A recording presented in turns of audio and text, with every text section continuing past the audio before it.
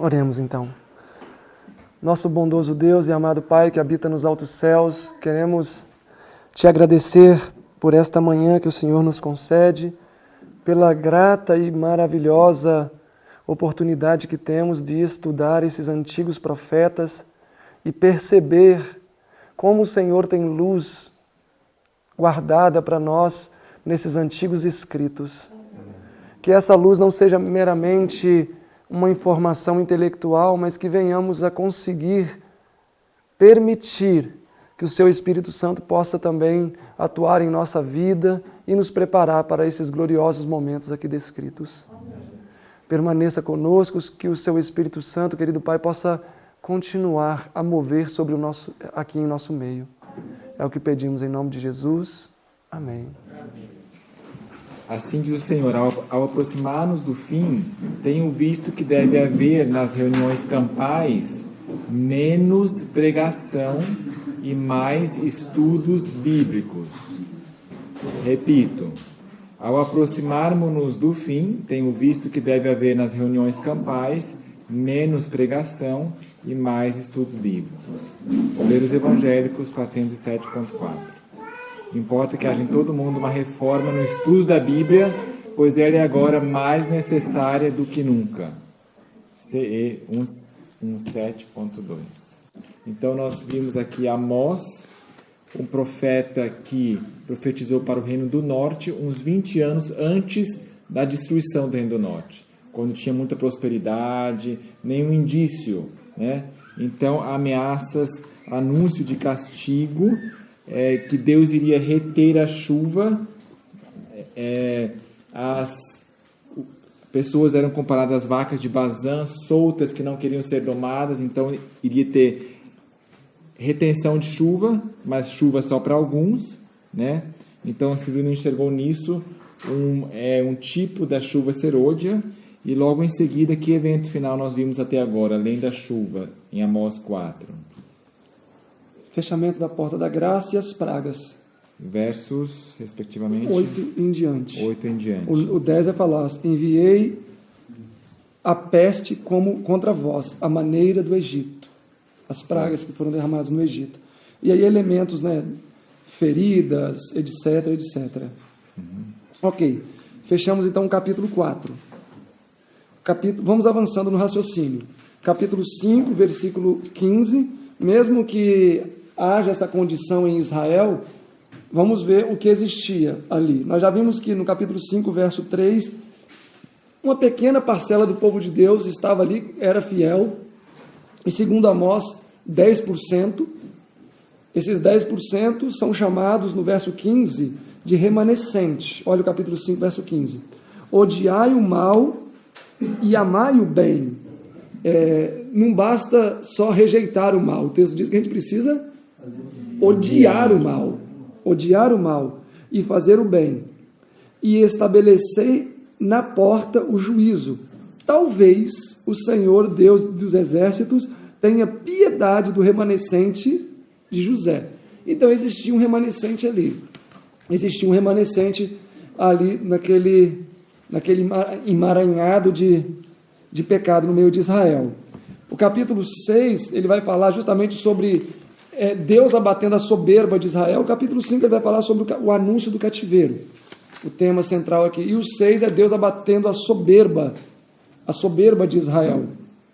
Eles iriam em cativeiro, capítulo 6, verso 7. Portanto, agora irão em cativeiro, entre os primeiros dos que forem levados cativos, e cessarão as festas dos banquetes, etc.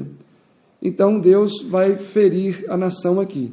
O capítulo 7 começa a segunda temática do livro. O livro pode ser dividido 1 a 6, uma temática, 7 a 12, 7 a 9, outra temática. Estou vendo aqui as visões, visão de cesto. Exatamente. Altar. Então serão algumas visões. Nós vamos agora avaliar essa segunda parte, e o objetivo é avaliar sistematicamente agora, que não vai ser tão demorado, o capítulo 9, verso 11 a 14. para que possuam, verso 12 do capítulo 9, para que possuam o restante de Edom e todos os gentios que são chamados pelo meu nome. Você quer, quem sabe, fazer um apanhado, um resumido dessas visões, capítulo 7, capítulo 8? Sim, podemos. Tá. Capítulo 7. Novamente, o verso 1. Eis que a erva serôdia depois dos fins da ceifa. A escassez de alimento, segue a mesma ideia. O segundo é o verso 7, a segunda visão. É ele com um prumo na mão.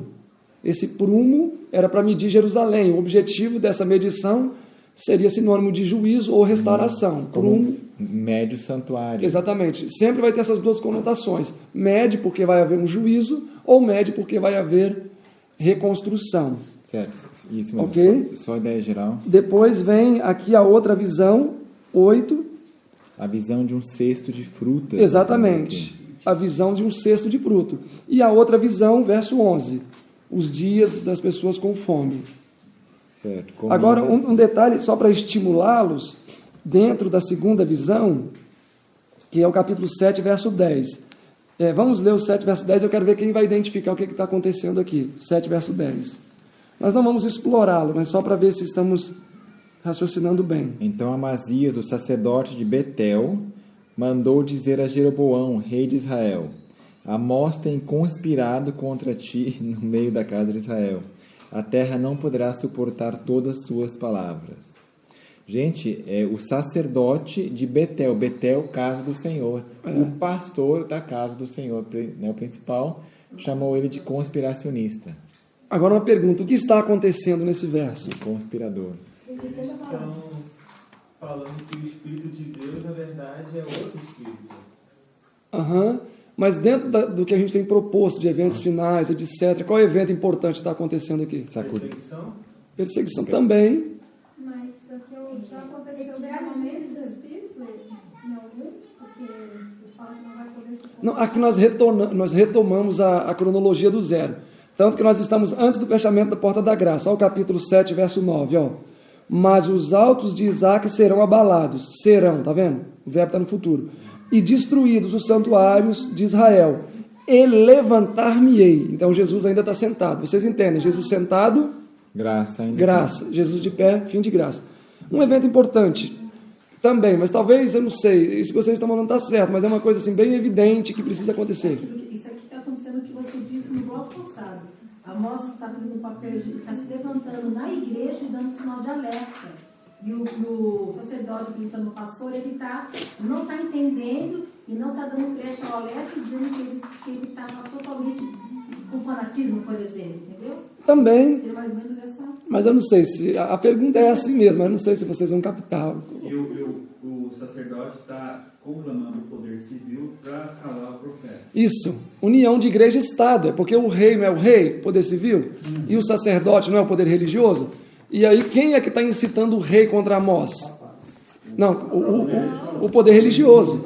Então esse sacerdote foi até o rei e falou: olha, tem um homem aqui no nosso meio que está trazendo problema. E aí, Estado, o que você faz? E aí o rei toma as devidas medidas.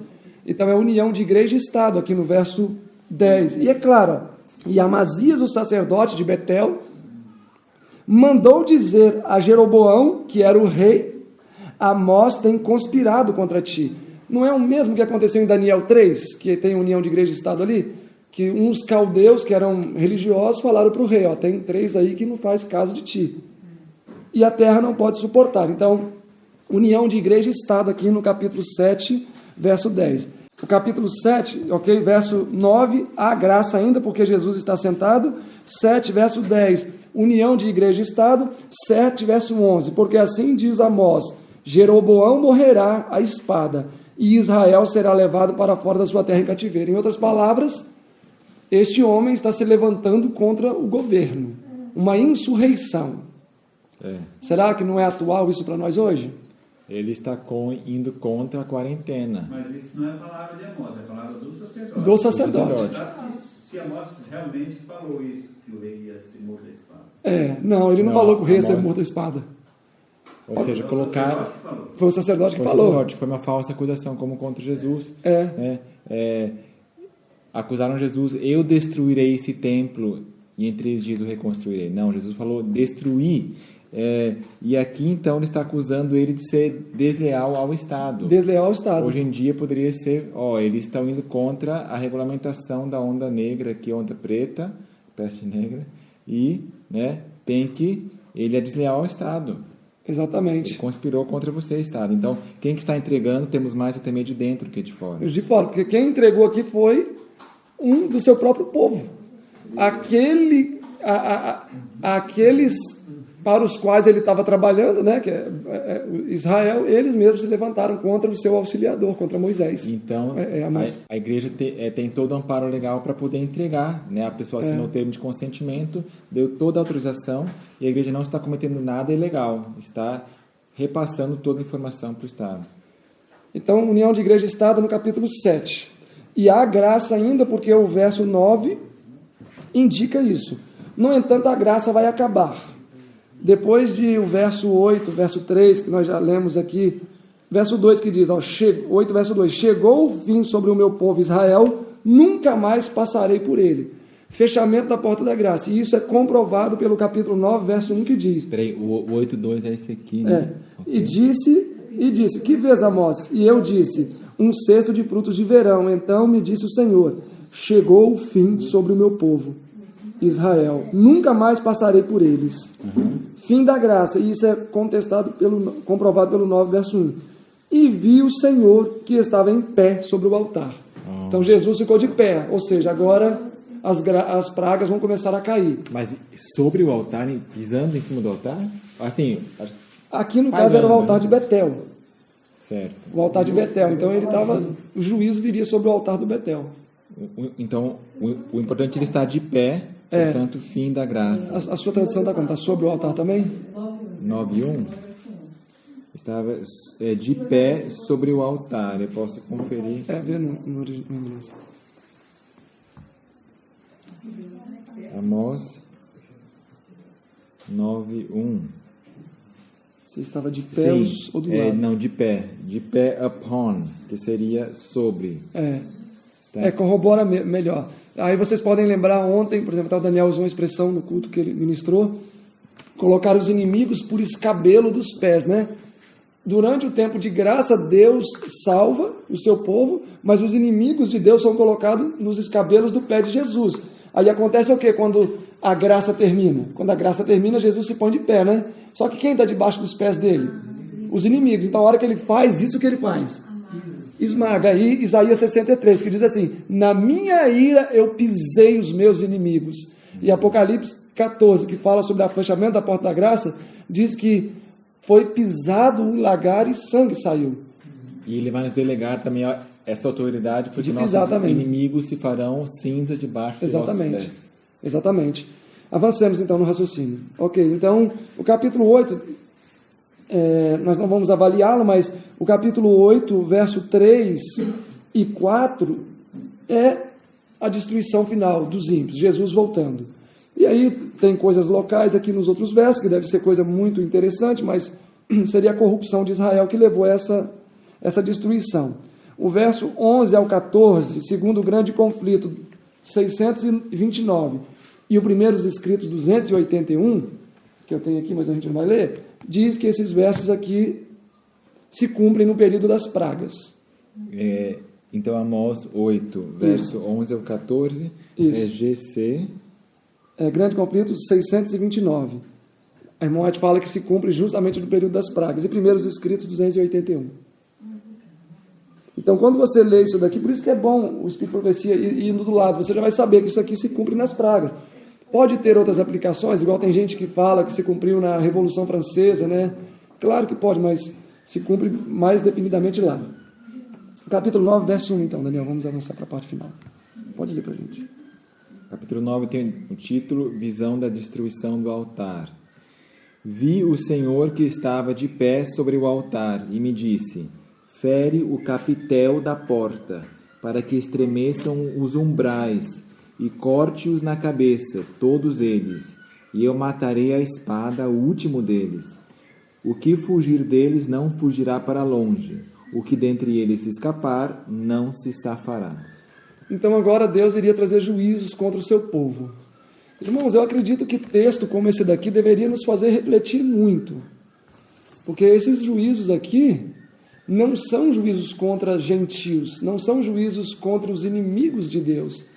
O que Amós vai retratar aqui no capítulo 9, e daqui a pouco ele vai mostrar alto clamor também, é o que Deus vai fazer com o seu povo por causa de sua iniquidade. Olha o verso 2 e o 3, como que Deus vai persegui-los com tanta severidade.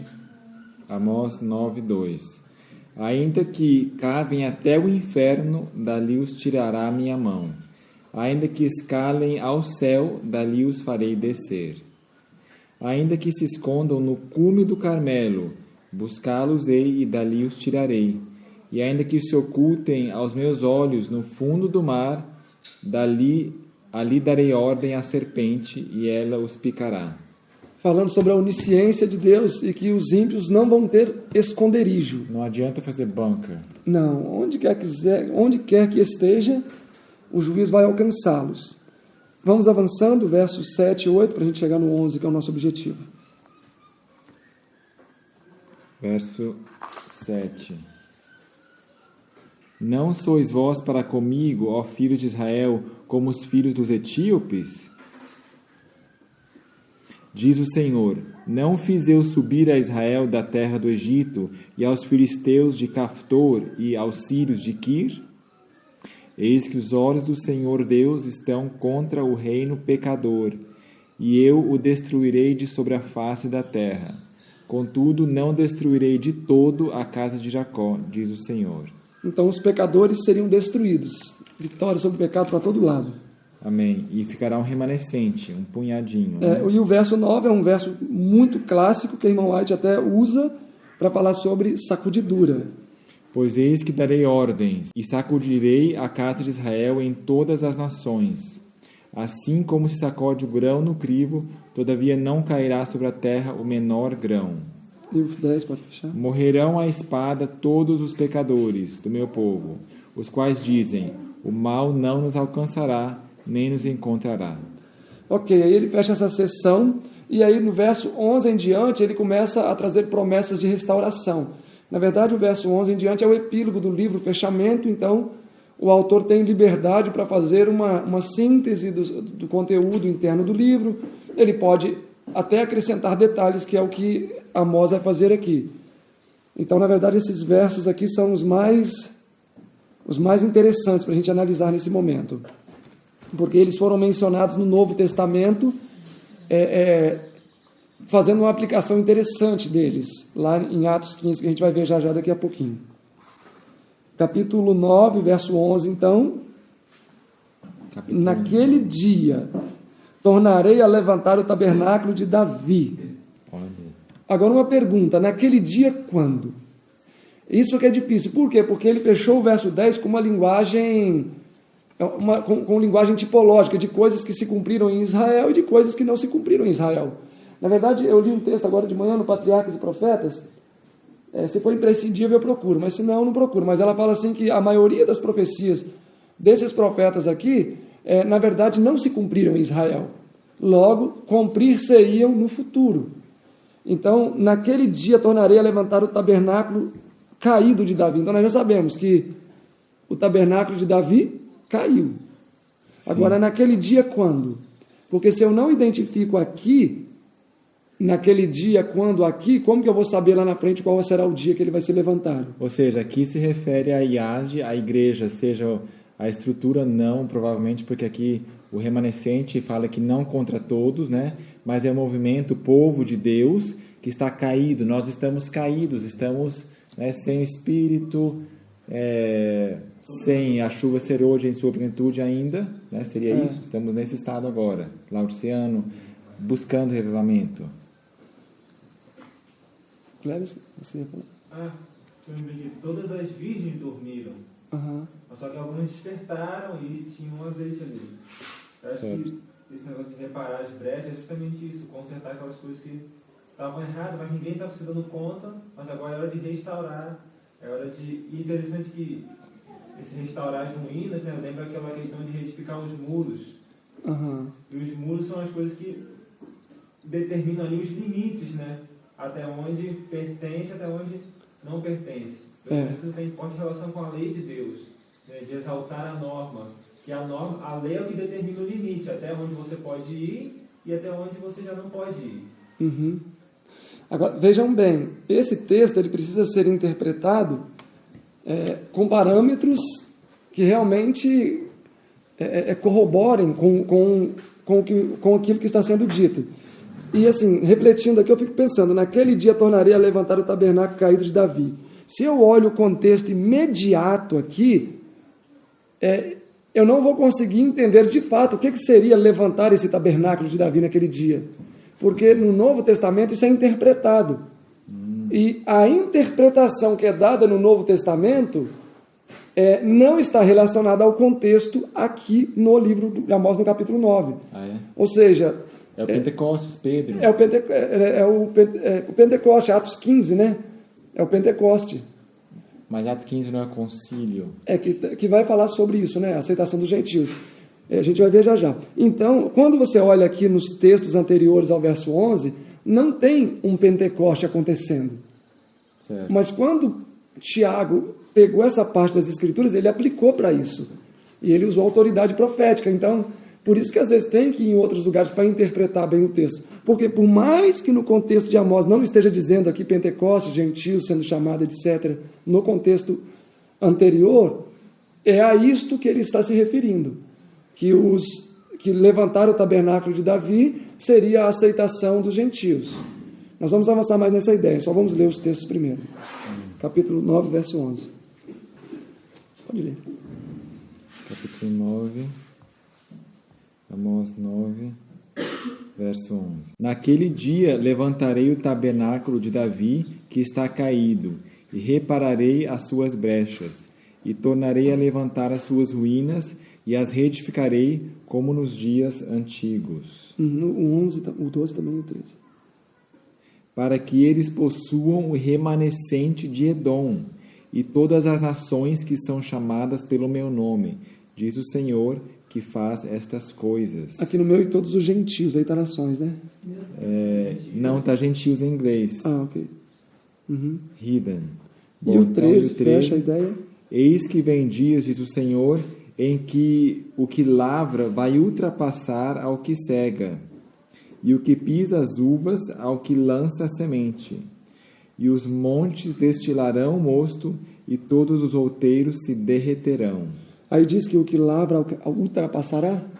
The plowman shall overtake the reaper. Não, diz o que ara vai ultrapassar o colhedor. Ok, essa ideia é interessante. Nós vamos ficar com essa palavra, ultrapassar. Quer dizer, o que lavra é o que ara, vai ultrapassar ao que colhe, ao que cega. Isso Ou mesmo. seja, o que colhe está muito adiantado. No entanto, vai começar o processo do zero e vai fazer com tanta velocidade que vai ultrapassar ele ainda.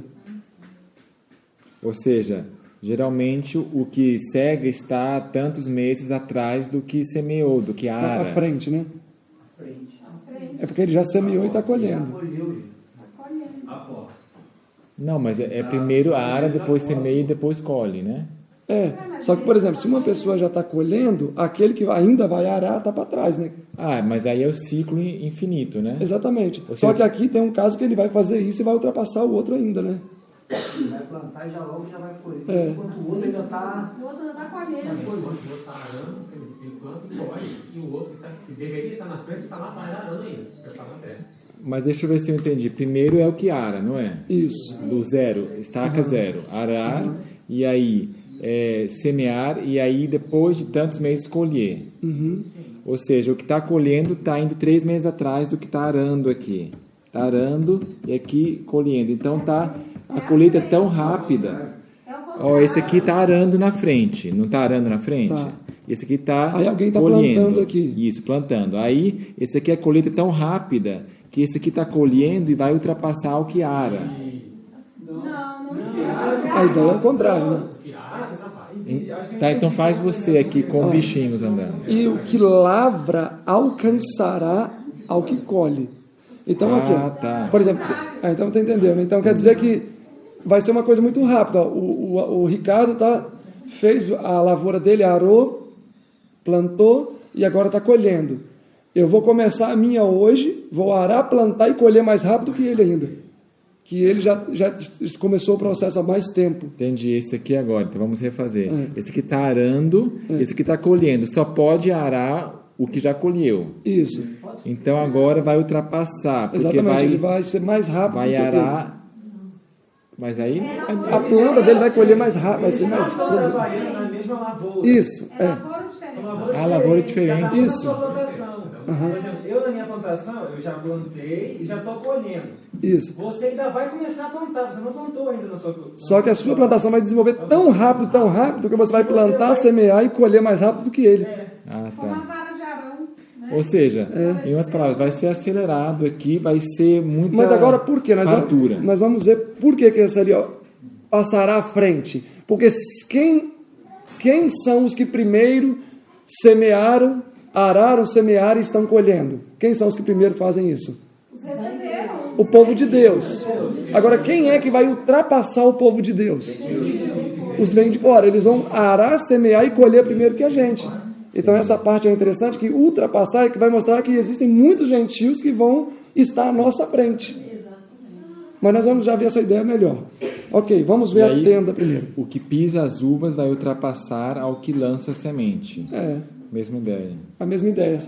E os montes destilando mosto. Montes é sinônimo de igrejas, de povo de Deus reunido. É, pode ser. Destilarão mosto, suco, cheio de suco. Fartura. Tudo vai estar suculento, fartura, Espírito Santo. Todos os outeiros se derreterão. Como assim derreter? Como é que você entende isso? Eu acredito que pode ser que tenha avançado estágios, né? Os montes derreterão, talvez pragas, Jesus voltando, algo assim. Certo. Mas eu não saberia definidamente. Ok, verso 11 então. Não, já que não foi lançada a ideia aqui, nós vamos ver agora, a partir do verso 11 e 12 na verdade, que os gentios também vão ter grandes benefícios, porque o verso 12 diz, para que possuam o restante de Edom e todos os gentios que são chamados pelo meu nome, diz o Senhor Deus, que faz essas coisas. Nós vamos agora para Atos e vamos ver como o Tiago colocou esses textos. Sim. E a proposta, irmãos, é nós vermos que essa parte ali é interessante. Nós vamos ver que gentios vão passar à nossa frente. Passar à frente quer dizer liderança, quer dizer status. Ou seja, quer dizer que vão existir gentios que, de fato, poderão ser 144 mil que vão deixar o povo de adventistas para trás. Não quer dizer que os adventistas que vão ficar para trás não vão ser salvos. Não, não é isso. Mas quer dizer que vão existir gentios que vão ser mais destacados que o povo de Deus. Mais qualificado. Mais qualificados, essa é a palavra. Mais qualificados. Será que não tem relação com o da ordem décima, né? Totalmente, aqui é a hora 10ª. Nós até vamos ver um texto. Vamos a Atos 15 agora. Ou seja, eles vão dar lição em nós. Atos 15, Vão ministrar. exatamente. Exato. Atos 15.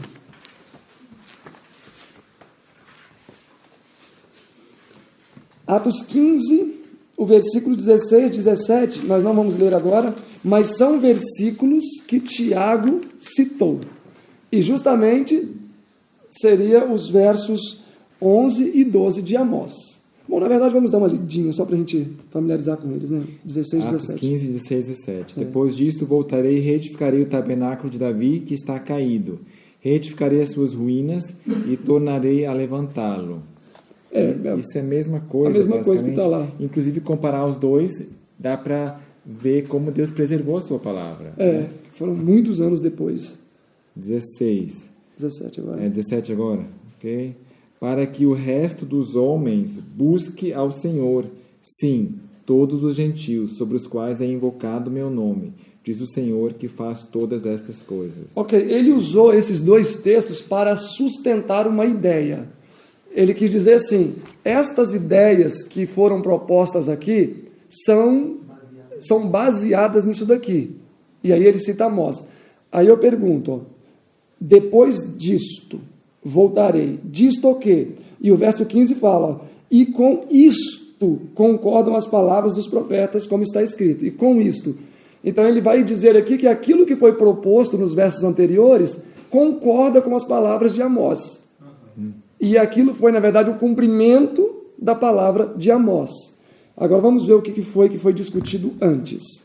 Capítulo 15, verso 7. Vamos tentar ler com a mente... 15. E agora 15, 7. Vamos tentar ver aqui de maneira com a mente ampla e vai ser uma bênção. Atos 15, 7.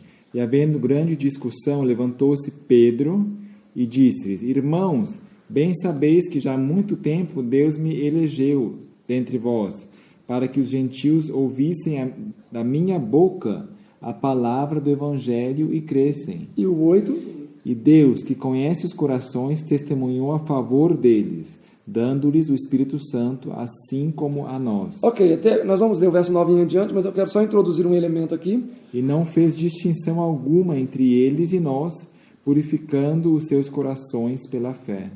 Então, o texto diz que Deus não fez o quê? Distinção alguma entre eles e os judeus, ou seja, judeus e gentios igualzinho, não fez distinção nenhuma. Eu quero ler para vocês, olhem comigo o livro de Atos, capítulo 10. Atos, capítulo 10. A história de Cornélio. Atos 10, a irmã White, no Materiais de 88, volume 3, que eu não tenho aqui, mas eu quero ler, eu tirei a foto da página. Diz assim: estudai o capítulo cuidadosamente e verás a simplicidade de toda a transação. Esse capítulo. O capítulo 10 de Atos. Então, a irmã White fala que deveríamos estudar todo o capítulo de Atos 10 cuidadosamente.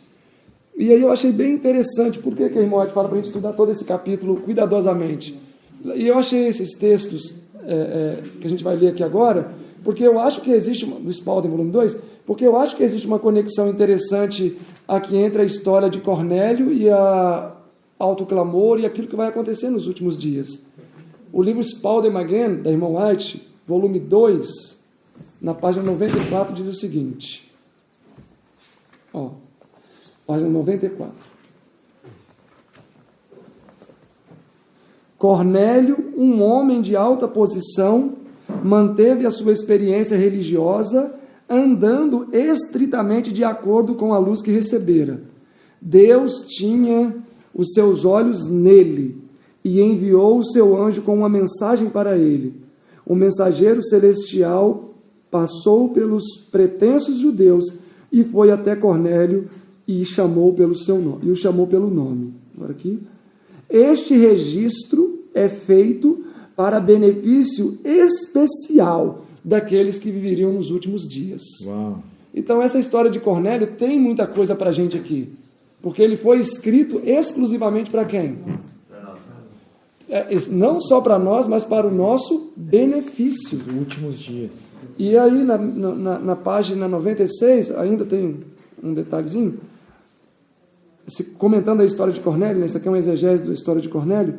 Pelas maravilhosas obras de Deus, Cornélio foi levado a trazer sua vida ativa e fiel em ligação com os discípulos de Cristo. Assim será também nos últimos dias. Então, a história de Cornélio, irmãos, oferece lições para nós. E quando Pedro diz... Aí você pode olhar aqui o próprio capítulo 10, por exemplo, capítulo 10, verso 34. E abrindo Pedro a boca, disse-lhe: reconheço por verdade que Deus não faz acepção de pessoas. Quem são as duas pessoas aqui representadas? Gentios e judeus. Gentios e judeus. Mas que lhe é agradável aquele que, em qualquer nação, teme e faz o que é justo. Ele não faz acepção de pessoas. Voltem a Atos 15 comigo. Atos capítulo 15, verso 9. E não faz diferença alguma entre eles e nós, purificando os seus corações pela fé.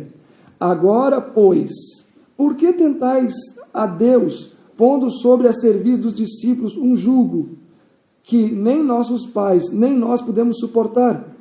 Mas cremos que seremos salvos pela graça do Senhor Jesus Cristo, como eles também. Então toda a multidão se calou e escutava a Barnabé e a Paulo, que contavam quão grandes sinais e prodígios Deus havia feito por meio deles entre os gentios. E, havendo-se eles calado, respondeu Tiago, dizendo: Homens irmãos, ouve-me. Simão nos relatou como, primeiramente, Deus visitou os gentios para tomar deles um povo para o seu nome. Então, vai tomar deles um povo para o seu nome. E com isto concordam as palavras do profeta, como está escrito: Depois disto levantarei a tenda de Davi, que havia caído, etc. Então, na verdade, o cumprimento de Amós 8:11, palidamente, começou lá no Pentecostes, quando os gentios começaram a aceitar a verdade. E esses gentios, esse é um ponto que eu gostaria que meditássemos aqui juntos. Mencione pelo menos um gentio que teve uma posição importante naqueles dias. Uma posição muito importante. Apóstolos. Um gentio que teve uma posição bem importante. No ministério apostólico, naqueles dias. Um gentio que se converteu. Pois é, Lídia foi uma líder da igreja. Isso é só para nós vermos o seguinte. Apolo. Vejam bem, a proposta, para vocês saberem o que eu quero dizer, é que mesmo os gentios ocuparam cargos importantes na igreja naquela época. Da mesma maneira que cremos que hoje, no alto clamor, os gentios poderão ocupar altos postos também. 144 mil, por exemplo. Mas, por exemplo, Lucas era grego e foi um que escreveu os 4 evangelhos. Quer maior destaque do que isso? Um gentio que se converteu ao cristianismo e foi quem escreveu um dos evangelhos. Assim como Apolo e tantos outros homens que tiveram papéis importantíssimos dentro do cristianismo. Não eram circuncidados, né? E não eram circuncidados. Ok, voltem a Amós 9 comigo. E aí, Lucas, gostou do seu nome? Lucas, a Bíblia diz que é um médico amado. Ok, então verso 11 e 12 nós já sabemos onde teve o seu início de cumprimento. A partir do ministério apostólico em Atos com o derramamento do Espírito Santo. Agora, o interessante é que o verso 13 nos remete a tempo. Naquele dia tornarei a levantar a casa de Davi, etc. Agora aqui no verso 13 não especifica tempo. Simplesmente fala, eis que vem dias. Este eis que vem dias é diferente do que naquele tempo. Naquele tempo é um tempo específico. Ou naquele dia. Agora aqui é aberto. Eis que vem dias. Quando? Aí eu não sei. Indefinido. Diz o Senhor, em que o que lavra a terra alcançará ao que cega, e o que pisa as uvas ao que lança a semente, e os montes destilarão mosto, e todos os outeiros se derreterão. A irmã White diz assim, é maravilhoso o Espírito de Profecia, porque aqui no verso 13, irmãos, é nos nossos dias. Por que eu sei disso? Porque aqui nós estamos falando do período da 1/10 hora. E os obreiros da 1/10 hora agregar-se-ão ao povo de Deus quando? Quando a chuva serôdia começar a cair e o alto clamor for dado. Então, o verso 13, nós vamos estar falando do período do derramamento da chuva serôdia, quando os obreiros da 1/10 hora, e vejam bem um detalhe, 1/10 hora são os últimos dos últimos, não quer dizer que entre o último e o primeiro não houve chamados, ok? Eu quero ler só um texto para apresentar a ideia que de fato aqui é 1/10 hora, que está no Materiais de 88, volume 2, página 389, diz assim, você quer ler? Página 389, a referência está na página seguinte. Cristo usou o vento como um símbolo do Espírito de Deus.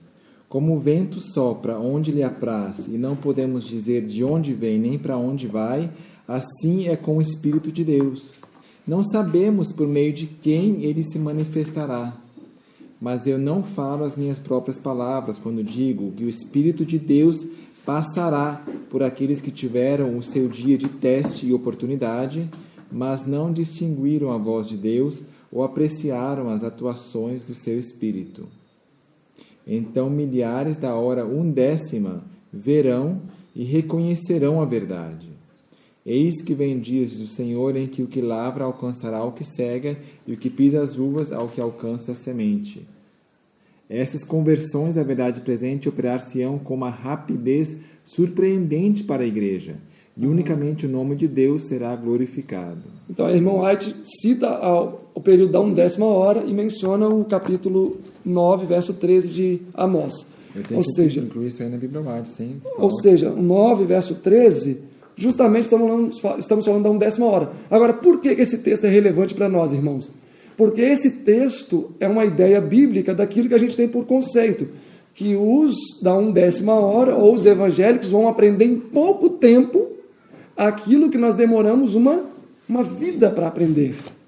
Ou será que também não se aplica a Paulo, por exemplo? Paulo já conhecia toda a mensagem porque estudava. Só que quando ele ficou cego, ele alinhou tudo aquilo que ele conhecia e realmente conseguiu colocar dentro daquilo que ele conhecia Jesus Cristo sendo o Messias. Será que isso também não pode acontecer com os gentios? Eles já têm um estudo prévio de muitas coisas, só que de repente eles alinham o pensamento e tudo aquilo que eles conheciam separadamente ficou em ordem, e aí eles conseguem passar a gente que já está estudando há algum tempo. Não, na verdade, isso que você está falando é correto. Agora, no caso de Paulo, era colocar Jesus. No caso do gentio, o que eles vão precisar de colocar? O sábado. O sábado. Ou seja, o Jesus para eles vai ser o sábado. Eles já entendem a Bíblia, só falta o sábado. Exatamente, o sábado. É um ponto controverso entre nós e eles. Exatamente. Ok, o 10ª hora. Vamos ver Mateus 20. Versículo 1. Pode ler, né? Mateus 20, verso 1. Porque o reino dos céus é semelhante a um homem, pai de família, que saiu de madrugada a contratar trabalhadores para a sua vinha. Ok, vocês se lembram quantas horas era essa jornada, especialmente aqui no capítulo 20, que eles deveriam atuar? 12 horas. Agora, sabem quem... Esse aqui nós vamos entender agora um pouco, é interessante.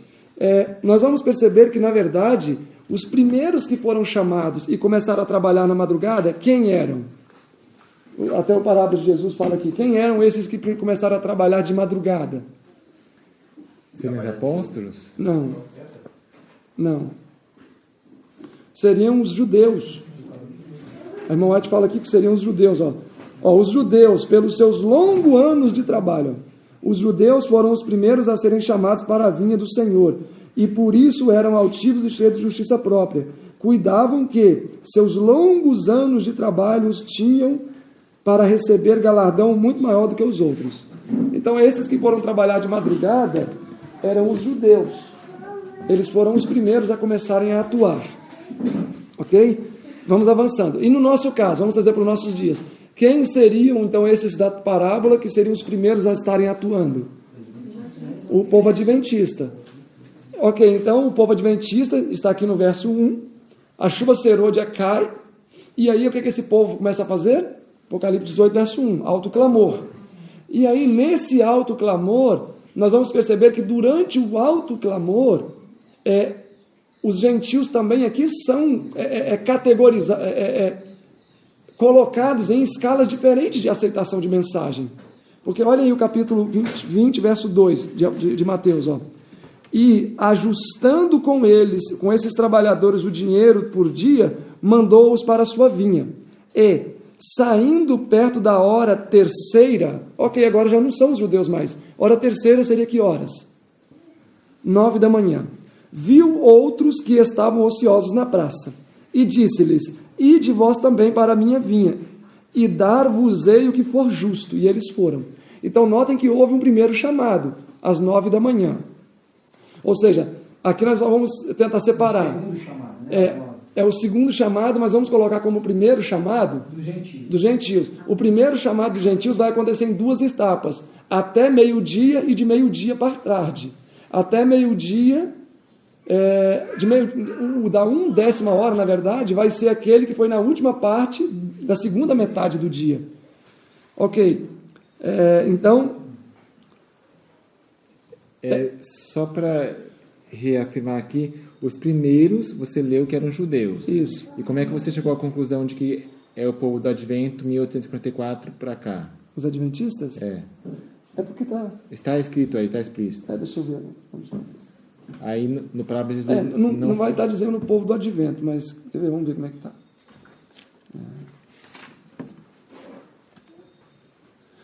O primeiro e o último devem ser participantes do grande galardão eterno. O primeiro deve dar alegremente as boas-vindas ao último. Tá, deixa eu ver. É porque aquela ideia de... os primeiros trabalhadores da parábola representam os que, por causa dos seus serviços, reclamam preferência sobre os demais. Ou seja, Não tá. isso, a gente vê paralelos aí com os adventistas. Que vieram primeiro. Que é povo de Deus, é povo judeu moderno. Tá bom, entendi. Sim, judeus espirituais, tá bom. Então esse é o raciocínio. Que é o que a gente já tem em mente, né? Sim. Ok. Então aí vem a primeira leva de gentios. Capítulo 20, verso 3. E aqui, na verdade, o verso 4 diz que eles não combinaram um valor. Os primeiros, a irmã White fala que eles concordaram num preço. Um denário. E aí ela fala que o segundo, ela fala aqui, que eles confiaram na justiça do dono. Por isso que eles não combinaram valor. A hora que falou vai, eles foram. Eles confiaram na justiça do dono da vinha. Agora o verso 5, Daniel. Mateus 20, verso 5. Saindo outra vez perto da hora sexta e da nona, a gente vê aqui 3 horas de intervalo de cada um, e perto da hora 1/10, 9, 10, 11, aqui 2 horas. E saiu e achou outros que estavam ociosos, e disse-lhes: por que estáis aqui ociosos o dia inteiro? Então, no verso 5, eles saíram outra vez perto da hora sexta, meio-dia, buscou uma remessa. Aí depois ele saiu, e nona, fez o mesmo. Aí ele saiu na hora nona de novo, às 3 horas, e fez o mesmo de novo. Então, já foi chamado 1, 2, 3 vezes, e saindo perto da hora 1/10, ou seja, 11 horas de jornada, encontrou outros que estavam ociosos e perguntou-lhe: por que estás ocioso o dia todo, etc. E aí uma 4ª vez ele chama, então. Então é interessante que a gente pode meditar nisso, porque eu não tinha reparado esse detalhe, Daniel, que mesmo dentro do chamado dos gentios, a Bíblia especifica que vai acontecer em 4 etapas. 9, 12, 3 e de tardezinha. Ou seja, só fica nesse finalzinho, né? Pois é. Ou seja, os primeiros são os que teve um combinado perfeito, decente, e os outros foi assim meio nas coxas, né? Mas por que o destaque é dado justamente ao último? Porque olha o capítulo 20, o verso 9, E chegando os que tinham ido perto da hora 1/10, receberam um dinheiro cada um. Mas por que esses segundos da hora terceira não poderia ser, por exemplo, nós, você e eu, que somos judeus também, mas do tempo do fim? Porque então você fala esses das 9, 12, 3 horas? Só para a gente ter certeza que é todos gentios. Eles reclamam da hora 10ª, não é isso? Eu acho que... Os primeiros reclamam da hora 10ª. Só o último. Por que eles vão ganhar também? Do meio dali por diante, os primeiros não reclamam. Eu vejo que não dá para comparar com nós, com os adventistas, porque eles estavam na praça sem fazer nada, estavam ali ociosos. Ou seja, os outros estavam trabalhando. Todos esses foram encontrados na praça ociosos, foram chamados. Agora tem um texto que o irmão White fala que eles não aceitaram o chamado porque eles não estavam ali.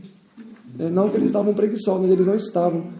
Aqui, a questão, Daniel, é que o texto diz assim, na parábola, os primeiros obreiros concordaram em trabalhar por uma soma estipulada. Certo, concordaram. Ok, os primeiros. Agora, se você ver aqui, é só os que foram de madrugada, que o restante já não concordou mais salário. Tá vendo? E o fato de não concordar mais salário significa... Não tinha pretensão de privilégio nem nada. Certo. Na justiça do empregador. Então, esses grupos aqui, assim, eles se correlacionam mais entre si do que com o primeiro. Certo. Porque o primeiro é destacado. Entendi. Então, naturalmente, esses outros são gentios aí com diferentes categorias que vão receber privilégios. Sim. Agora, voltando para Amós, que é o detalhe interessante, que diz que estes, que eram os últimos, da 1/10 hora, porque o irmão White fala, a gente viu ali no texto, que eles são da 1/10 hora, ou seja, eles vão trabalhar só 1 hora.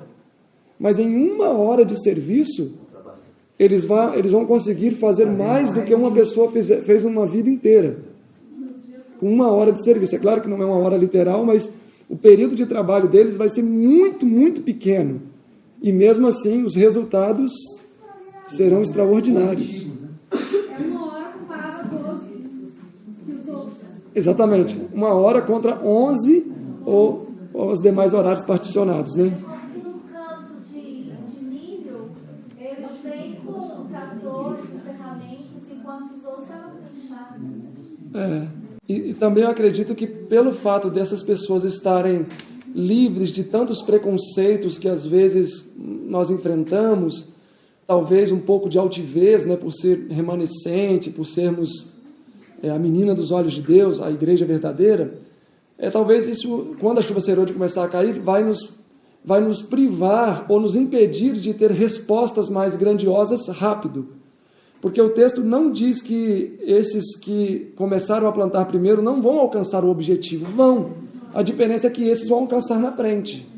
Então, talvez por virem virgens de todas essas questões que às vezes a gente lida, talvez vão estar mais abertos, né? O pote mais limpo. O que privou Pedro e deixou ele tão receoso de ir para Cornélio?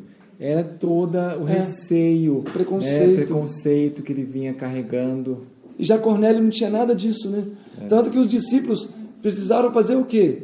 Orar e se humilhar para receber o Espírito Santo, e receberam. Mas para Cornélio parece que foi tão fácil, né? Falou, olha, Cornélio, as suas esmolas estão chegando aqui em cima. E teve que ter uma visão para Pedro. E ele teve dificuldade em convencer os outros cristãos, né? Exatamente, ele teve problemas com os outros cristãos. Basicamente, esse é um exemplo de Elias e Eliseu. Elias tinha o Espírito Santo, Eliseu pediu o Espírito Santo Em dobro.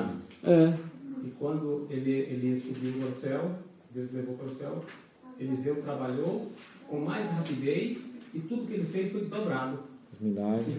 Então, nós, como adventistas, estamos recebendo o poder do Espírito Santo, estamos trabalhando. Os que vêm de fora vão vir com fervor dobrado. E vai ultrapassar nessa questão de passar à frente da pregação do Evangelho, do fervor maior. Realmente, talvez analisar de maneira ampla a história de Cornélio, Pedro e tudo aquilo ali pode lançar luz sobre isso. A questão, eu volto a dizer, coisa que já mencionamos, é que às vezes a nossa mente foi formatada para entender a historinha de Cornélio para dizer que não pode comer de tudo, né? Não, mas... E a gente esquece talvez os grandiosos ensinamentos que possam estar ali, até relacionados aos nossos dias, né? Como a gente viu ali, que a história de Cornélio foi escrita para os nossos dias. Por exemplo, 1 Coríntios 14, a gente tem tanto preconceito contra falar em línguas, mas existe algo lá que a gente não quer nem chegar perto, porque parece que oração, né? Mas eles não vão ter todo esse preconceito já. Exatamente. Então eu acho que assim, uma grande situação que é válida é nós começarmos realmente a tirar as tradições de textos ou de capítulos que se tornaram muito básicos para nós, que a gente nem lê mais. Quem aqui lê Atos 10? Se eu perguntar qual a última vez que alguém leu Atos 10 aqui? A gente lê mais quando a gente vai falar com um gentil, né? Pois é, talvez vão ter gente aqui que há 5 anos não lê Atos 10. Talvez escutou Cid Moreira, uma historinha. Mas olha ali, o que tem em Atos 10. A irmã White fala que foi escrito para quê? Para os nossos dias. É relevante. Assim como outros capítulos que se tornaram mortos nas Escrituras. Estão cheios de conteúdo. Porque isso vai se repetir. Então, nós somos Pedro. Exatamente. Que precisa ser convencido de que é lícito isso e aquilo lá. E Cornélio são gentios, sedentos, que vão ultrapassar muitos deles, né? E não só Cornélio, mas os que estavam na casa de Cornélio receberam o Espírito Santo. Eles foram batizados e foram cheios do Espírito Santo. Olha. E eu gosto que você mencionou dos dons, Daniel, lá no capítulo final. Paulo fala assim: ainda que eu falasse a língua dos anjos e a língua dos homens. Ali ele define 2 línguas. Nós não sabemos qual é a língua dos anjos. Uma coisa eu sei que não é esse falar de línguas confuso que existe. Mas eu digo que o preconceito, às vezes, também nos priva de enxergar maiores bênçãos, e talvez nós estamos ainda um pouco ressequidos, como os ossos de Ezequiel 37, porque talvez estamos como Pedro, como você bem colocou. Não, judeu, sou judeu. Isso não é parte do nosso costume. Ele até fala, não é do meu costume se relacionar com o judeu, com o gentil. Outra coisa que a gente tem medo é levantar as mãos. Em cantar em oração, não. Isso é glória a Deus. A gente fica catalogando. Ou falar glória a Deus, né? Glória a Deus, aleluia. E a paz do Senhor, quando encontra um outro cristão. Tem um lugar na Bíblia, acho, no Apocalipse, que fala, né? Que a irmã White comenta que existem anjos que estão diante do trono e que constantemente ficam dando glórias a Deus, né? Dando glória ao nome de Deus. Eu já li no... Saudai aos outros com ósculo santo. Já saudou o Severino com um beijo, Guilherme? Ele já, mas eu já te dei um beijo, né? Ele pediu meu pescoço e isso. Eu cumprimento muitos com ósculo santo. Eu também, já pedi o preconceito. Então, olha, isso aqui é muito interessante, irmãos, porque a gente... É claro que tem que tomar cuidado para poder não estar daqui a pouco falando em... Como é que é a palavra? Glossolalia. Mas eu acredito que existem muitas pérolas aqui que nós só vamos aprender com os gentios, como a gente viu lá. Que daqui, quem sabe, mais cedo ou mais tarde, a gente vai ver um Paulo Júnior aqui nesse MV pregando aqui, sacudindo as estruturas, e a gente vai aprender muita coisa. Silvio, eu estava pensando aqui, como a gente pode conciliar a Apocalipse 14:4, quando falando dos 144 mil, que são mulheres virgens, e comparando com gentios. Não se contaminaram com os homens. Então, ali mulheres são igrejas, né? Ou seja, a ideia geral, que eu já vi muitos falando, até adventistas aqui são adventistas de berço, que vão ser 144 mil, que nunca foram de outra religião. Esse é um pensamento totalmente desvirtuado. Então, quer dizer que uma pessoa nasceu adventista, ela é candidata a 144 mil, porque não se contaminou com outras denominações. Mas, se não, ela não pode ser. Não, eu acredito que aí a pessoa está pura e não tem nada nela de falsa doutrina. Estarem com a doutrina pura como lá. Como Jesus foi entre os publicanos e meretrizes. Exatamente. O lírio dos vales, ele não nasce na lama, ele não nasce branquinho. Exatamente. Ou seja, ele nasce na lama, mas não se contamina com a lama. Ou seja, são pessoas que guardam o sábado lá e tal, eles não se conformam, não aceitam certas coisas, acham abominação, né? Eles não estão se contaminando, eles são peixes fora d'água, dentro da poça deles, dentro do brejo deles, né? Eu ia dizer assim, acho que a luz que eles têm, eles seguem fielmente. Exatamente. Deus não nos julga, não leva em conta o tempo da nossa ignorância. Como Cornélio, né? Como Cornélio. Ou seja, toda a Ele luz que puro. eles têm, eles seguem fielmente, com sinceridade de coração. Então, se eles seguem a luz com sinceridade, e Deus não leva o tempo da ignorância, então, teoricamente, eles não estão contaminando o caráter. Cornélio era pagão, mas não se contaminou com o paganismo. Exatamente. Ou seja, Cornélio era o tipo de pessoa que qualquer coisa que Deus revelasse para ele, ele aceitaria prontamente. Ele vivia todo o dever revelado. Olha Apocalipse 7. A proposta com esses pensamentos que a gente viu lá, Deus deu a eles o Espírito Santo, assim como a nós, é simplesmente para dizer que é possível que um que vai vir no alto clamor das igrejas de fora, também pode ser uns 144 mil, como nós já vimos em estudos passados. Nós podemos fechar esse momento vendo esse texto de Apocalipse 7, porque talvez alguém que vai assistir esse não assistiu o passado, mas Apocalipse 7, verso 1. Apocalipse 7, verso 1. Aqui, para mim, é muito claro. Eu assim, fiquei encantado o dia que eu consegui enxergar algumas coisas aqui. 7, 1, Daniel. Beth, pega uma camiseta MV para eu mostrar aqui, porque é justo esse verso aqui que ele mostrou. 7, 1. 7, 1. Depois disto, vi 4 anjos em pé nos 4 cantos da terra, retendo os 4 ventos da terra, para que nenhum vento soprasse sobre a terra, nem sobre o mar, nem contra árvore alguma. E verso 2. E vi outro anjo subir do lado do sol nascente, tendo o selo do Deus vivo. E clamou com grande voz aos 4 anjos, aos quais fora dado que danificassem a terra e o mar, dizendo: Não danifiques a terra, nem o mar, nem as árvores, até que selemos na sua fronte os servos do nosso Deus.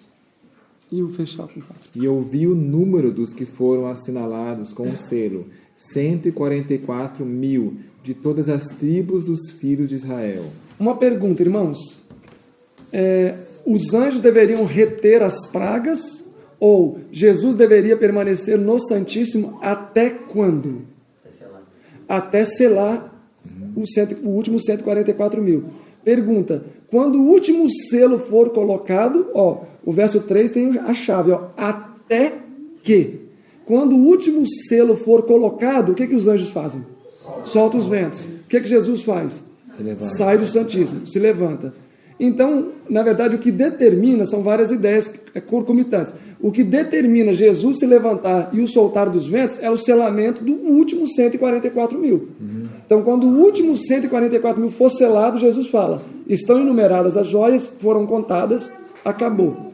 Agora uma pergunta: vai ter adventista no 7º dia sendo selado até Jesus sair do Santíssimo? Não. É porque a chuva serôdia vai cair sobre os fiéis, os que não receberam. E eles vão dar o alto clamor daí. Eles vão dar o alto clamor. Então, aí vai começar o selamento dos gentios que aceitou e tal. Exatamente. Aí vão ser selados eles. Parafraseando, o adventista que não fizer parte de 44.000, está fora. Desse momento em diante, sim. Desse momento em diante, sim. Ou vão morrer. Ou talvez não vão ter calibre para ser um 144.000, que vai ser um esquadrão de Skol, esquadrão de elite, ou morre perdido ou se torna mártir.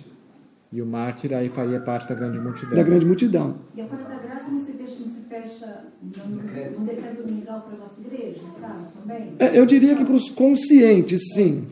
Mas para um monte de adventista evangélico, eu acredito que ainda... Sim, para os conscientes. Então, irmãos, aqui é interessante que desses gentios que vão receber o alto clamor depois que os adventistas, desses gentios que vão receber depois que os adventistas receberem, vão ter 2 caminhos, que nós já vimos no MV passado. Isaías 66 fala que alguns, eu acredito que são os de Skol, vão se tornar 144.000 e os outros vão ser também mártires. Skol? Como assim Skol? Skol é tropa de elite, esquadrão de elite. Tá. Então nós temos adventistas que vão também ter essa norma para ficar vivos, os outros vão ter que morrer, né? Não por acidente, mas Deus vai permitir. Eles não estão preparados, quer dizer que se nós estivermos preparados, não tem acidente que vai acontecer conosco por o pecado, nós vivemos no mundo de pecado, não. Deus vai nos conservar milagrosamente. E também dos da hora 1/10, alguns Deus vai permanecer vivos, porque esse aqui é 144.000, e os outros vão ter que morrer mártires. Exatamente. E esses vivos continuam. Só para ficar gravado os textos, olhem em Isaías 66, o texto que os gentios que serão 144.000 e gentios que vão fazer parte da grande multidão. Isaías 66. Isaías, último capítulo de Isaías. Isaías 66, verso 18. Porque conheço as suas obras, verso 18.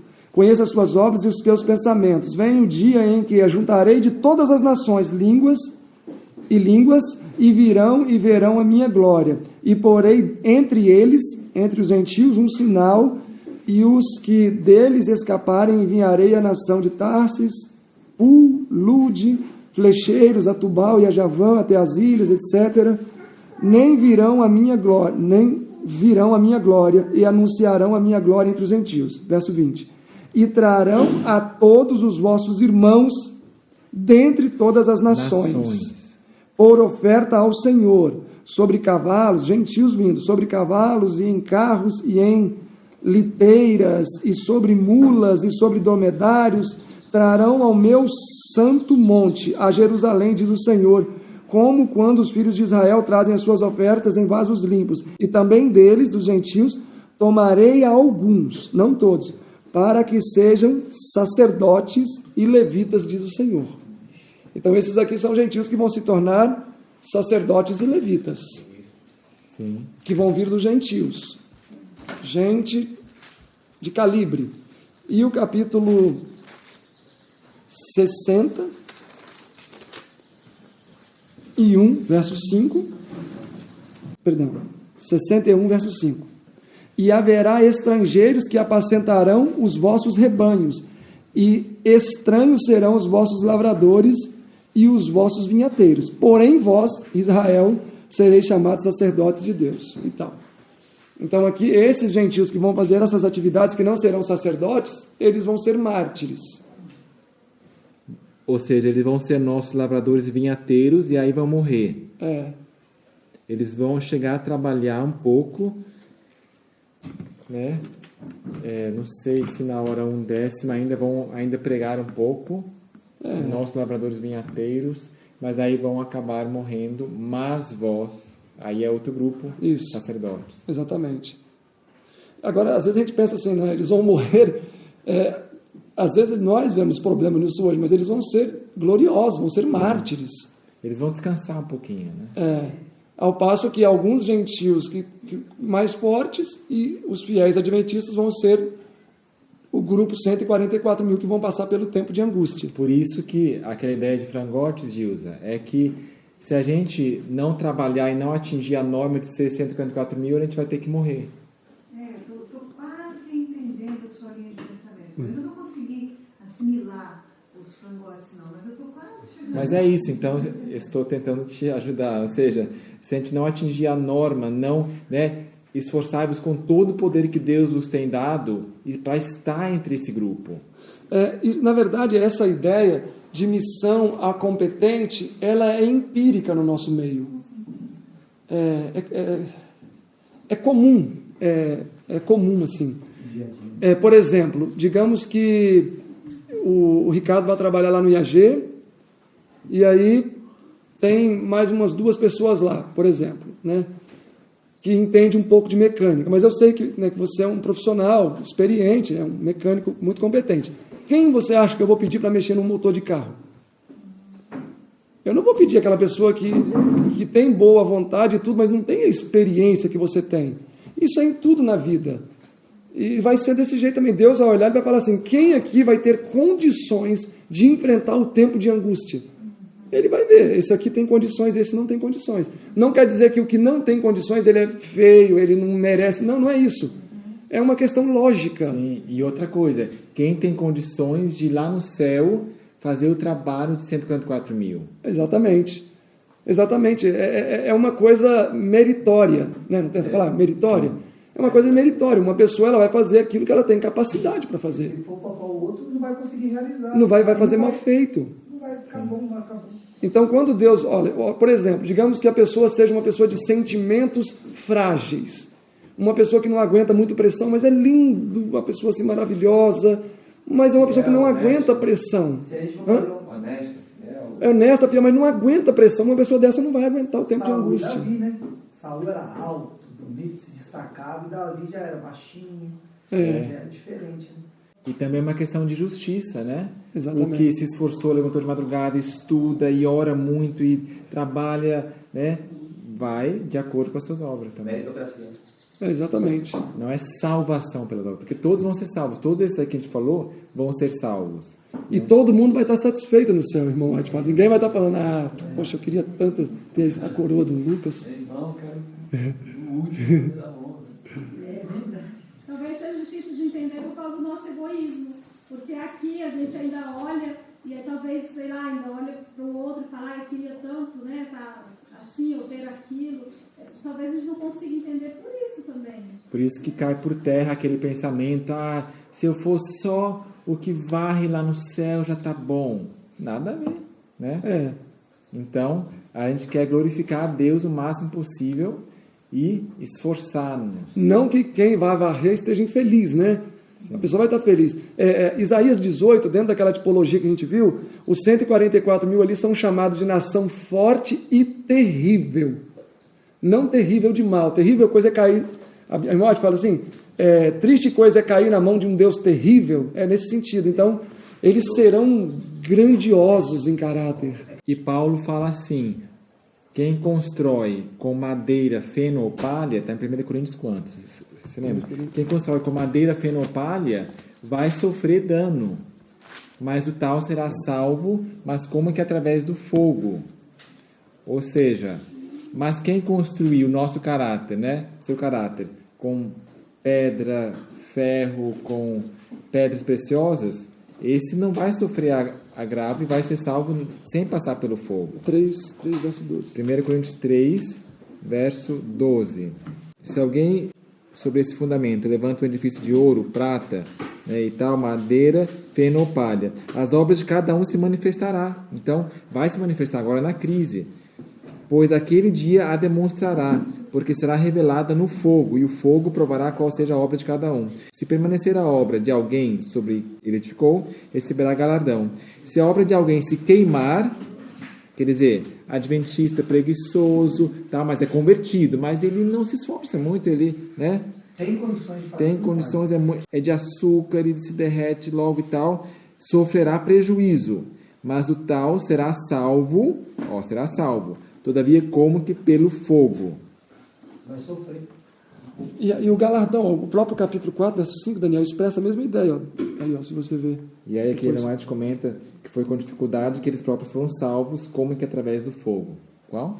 Não, o 4, 5 lança a mesma ideia, né? Ó. Porquanto nada julgueis antes do tempo, até que o Senhor venha, o qual também trará à luz as coisas ocultas das trevas e manifestará os desígnios dos corações. E então cada um receberá de Deus o seu galardão. Então é Deus que vai dar, né? Ele que sabe que cada um empenhou ou não. Sim. Então eu gostaria aqui de convidar você, gentil, que está assistindo, para fazer parte dos 144 mil. Tá? Olha só. 144. Apocalipse 14, 4. Estes são os que não estão contaminados com mulheres, porque são virgens. Estes são os que seguem o Cordeiro para onde quer que ele vá. Esses são os que dentre os homens foram comprados como primícias para Deus e o Cordeiro. Amém? Amém? Então, enquanto estamos vivos, temos a oportunidade de mudar de acampamento ainda, de ultrapassar, de correr atrás do prejuízo e de ser primícias para Deus e para o Cordeiro, para a honra e glória dele. Tá? Está convidado, vista esta camisa.